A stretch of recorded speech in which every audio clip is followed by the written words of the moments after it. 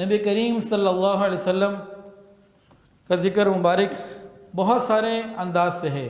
ایک پہلو یہ ہے کہ جتنے انبیاء آئے ہر نبی پر ایمان لانے والے ان کے بعد آئے، لیکن ایک ہمارے محبوب صلی اللہ علیہ وسلم ایسے آئے کہ ان پر ایمان لانے والے ان سے بہت پہلے آئے اور بعد میں بھی آئے اور آج تک ہیں، ہمیشہ رہیں گے۔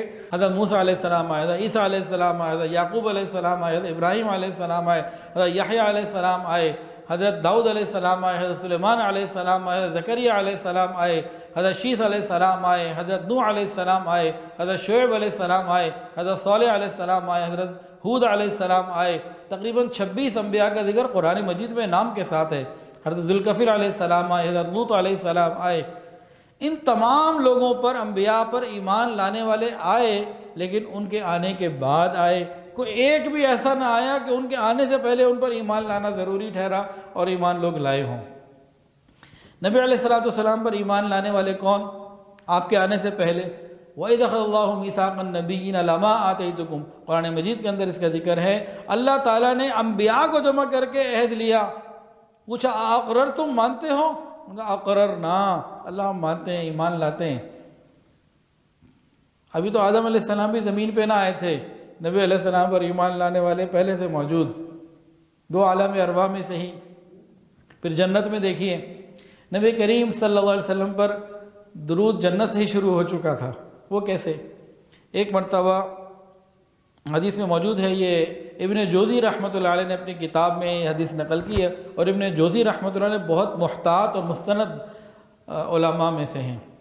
وہ اپنی کتاب میں لکھتے ہیں کہ حضرت آدم علیہ السلام اور اماں حوا رضی اللہ تعالی عنہ، حضرت آدم علیہ السلام نے جب قربت کرنی چاہی تو حق مہر کا مطالبہ ہوا۔ اللہ میاں سے انہوں نے پوچھا، یا اللہ میں حق مہر کیا ادا کروں؟ تو اللہ تعالیٰ نے فرمایا کہ تم میرے محبوب محمد صلی اللہ علیہ وسلم پر 20 مرتبہ درود بھیج دو۔ تو جنت میں بھی نبی علیہ السلام کا ذکر ہوا، بھی آدم علیہ السلام زمین پر نہیں آئے، اور یہ سلسلہ آگے اس طرح سے چلتا رہا کہ تمام کتابوں میں نبی علیہ السلام کا ذکر، اور ان کتابوں کے ذکر کی وجہ سے مختلف بادشاہوں میں، مختلف راہبوں میں، مختلف لوگوں میں نبی علیہ السلام کا انتظار موجود تھا۔ یمن کا ایک بادشاہ تھا طبہ حمیری۔ تو ایک مرتبہ طبہ حمیری کا بیٹا مدینہ طیبہ آیا نبی علیہ السلام سے کئی سو سال، تقریباً 400 سال پہلے لگ بھگ۔ وہاں اہل مدینہ میں اس کا جھگڑا ہوا، کیا معاملہ ہوا، اس کو قتل کر دیا گیا۔ یہی یمن کا بادشاہ تھا، اسے پتہ لگا تو فوج لے کے آ گیا۔ ہوتا کیا تھا کہ سورج نکلنے سے لے کے غروب تک لڑائی ہوتی تھی، اور غروب سے لے کے صبح تک جو ہے نا وہ امن ہوتا تھا۔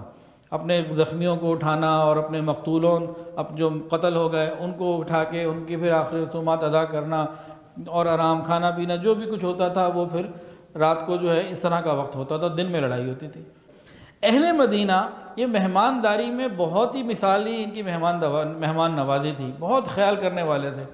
یہ اس زمانے میں بھی روزانہ رات کو طبہ کے لیے کھانے پکا پکا کے بھیجتے تھے، بڑے بڑے پتیلوں میں۔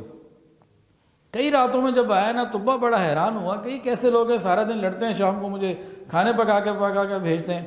اس نے پیغام بھیجا کہ بھئی کیا بات ہے، سارا دن تم مجھ سے لڑتے ہو، رات کو کھانے کیوں بھیجتے ہو؟ انہوں نے کہا بھئی تم ہمیں مارنے آئے ہو، لڑنے آئے ہو، ہمیں نہیں پتہ تم کیوں آئے ہو، لیکن بہرحال اب مہمان تو ہو نا، مسافر ہو، اتنے دور سے آئے ہو تو کھانا تو کھا لو۔ نے کہا بھئی میں اس لیے آیا ہوں کہ میرا بیٹا ادھر آیا تھا، اس کو تم لوگوں نے مار دیا۔ انہوں نے تحقیق وغیرہ نے کہا بھئی دیکھو تمہارا تو ایک بیٹا مرا تھا، تم نے ہمارے کتنے جوان اتنے دنوں میں مار دیے، اب تم کیا کرنا چاہتے ہو؟ اس نے کہا جی میں تو اس کو پورے یثرب کو مٹا کے رکھ دوں گا، اور میں تو کسی کو باقی نہیں چھوڑوں گا۔ انہوں نے پیغام بھیجا اہل یثرب نے، کہنے لگے کہ تم اس کو کبھی نہیں مٹا سکتے، یہ نبی آخر زمان کا مہجر ہے، یہاں وہ ہجرت کر کے آئیں گے، یہ ان کا مسکن بنے گا، یہاں ان کی تدفین ہوگی، تم کچھ کر لو تم اس کو مٹا نہیں سکتے۔ اب یہود علماء وہاں موجود تھے، یہودی علماء کی ملاقات ہوئی اور انہوں نے قائل کر لیا کہ دیکھو تم کچھ بھی کر لو تم اس جگہ کو مٹا نہیں سکتے، کتابوں میں بات لکھی ہوئی ہے۔ اب وہ نہ عالم تھا نہ کسی دین سے اس کا اس طرح کا کوئی تعلق تھا، اس نے کہا بھئی میں ان چیزوں کو نہیں جانتا، لیکن اچھا ٹھیک ہے جو تم کہہ رہے ہو تو پھر ایسا ہے کہ میں یہاں سے واپس جاتا ہوں۔ پھر اس نے یہود علماء کی باتوں کو سن کر جو تورات میں سے انہوں نے پڑھ پڑھ کے بتائی تھیں، طبہ حمیری نے کیا طبہ حمیری نے ایک گھر بنوایا. وہ گھر بنا کے ایک مدینہ کے بندے کو بلایا یثرب کے، دیکھو بھئی یہ تم یہاں پہ رہو، تمہارا نہیں ہے یہ، اور ایک خط دیا. اس خط کا مفہوم یہ تھا کہ اس نے نبی کریم صلی اللہ علیہ وسلم کو خط لکھا، آپ کے 400 سال پہلے لگ بھگ لکھا کہ میں یمن کا بادشاہ طبہ حمیری ہوں، میں دنیا میں تو بادشاہ ہوں، لیکن میں اگر آپ کا زمانہ پا لیا تو میں آپ کا ایک ادنا خادم بن کر آپ کے ساتھ میں رہوں گا، اور میں آپ پر ایمان لاتا ہوں. اس قسم کا اس نے مفہوم لکھا اور وہ اس نوجوان کو دیا. کہا دیکھو اگر وہ تمہاری زندگی میں آ جائیں تو یہ میرا خط اور یہ گھر ان کو دے دینا، یہ خط بھی ان کو دینا، گھر بھی تمہارے لیے نہیں ان کے لیے ہے. اور اگر تمہاری زندگی میں نہ آئیں تو اپنی نسل کو بتانا. پھر آگے تلقین کرتے جانا جب تک کہ وہ آ نہ جائیں. کتابوں میں لکھا ہے انہوں نے آنا یہیں ہے، تو جب بھی آئیں میرا خط اور یہ گھر ان کو دے دیں.